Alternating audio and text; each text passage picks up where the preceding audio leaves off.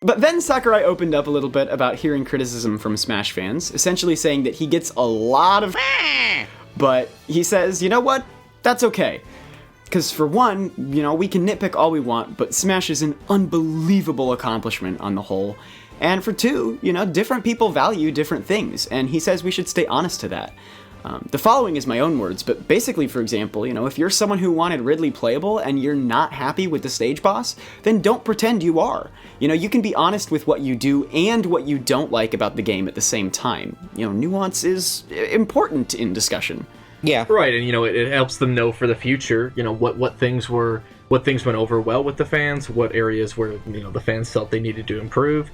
So obviously not all feedback is going to be constructive, but it's good to see that he's trying not to let it get to him too much, because Sakurai is a guy who works just harder than almost anyone in the industry. He's legendary for working 40 hours straight, taking a nap, and then going back to work. So this is a guy who works his arms off. Yeah, pretty literally. So it's good to see that even though he's invested so much time and blood, sweat, and tears into this, that he's willing to be level-headed and say, hey, bring on the criticism.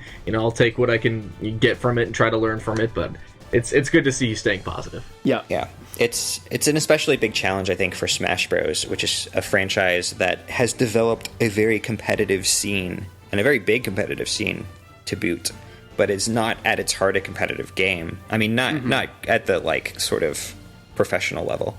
And so if it were to become this sort of full-blown, the kind of professional competitive game that everyone in the competitive scene wants it to be, it would sort of cease to be Smash Bros. For everyone else. Right. I would say it's harder for Smash Bros. Just because it's this thing that, first of all, has its own really impassioned, dedicated fan base, not necessarily competitive scene, but just fans. Yeah. And because it's something that ties together fans from all other walks of Nintendo's and chronicled history.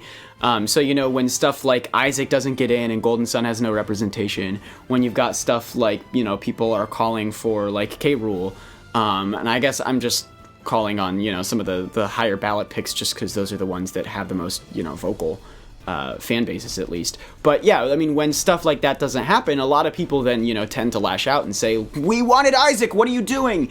But yeah, it's a franchise that's already trying to be a lot of things to a lot of people, and it can't be everything to everyone, Exactly. And so, yeah, I mean, I think at the end of the day, yeah, it'd be great to see this stuff, but, the whole of Smash is so great already, and, it just gives us something to look forward to for the next one. Yeah.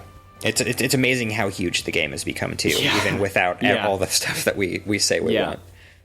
Hello everybody, thank you for listening to this Nintendo Week clip, NWC. If you like what you hear, please subscribe to us here on YouTube for more highlights and discussion videos from Nintendo Week podcast, or subscribe to us on iTunes for weekly breakdowns of all your Nintendo news, discussion segments on subjects, games, and more, and tons of other features. Thanks for listening, and we will see you tomorrow with another NWC.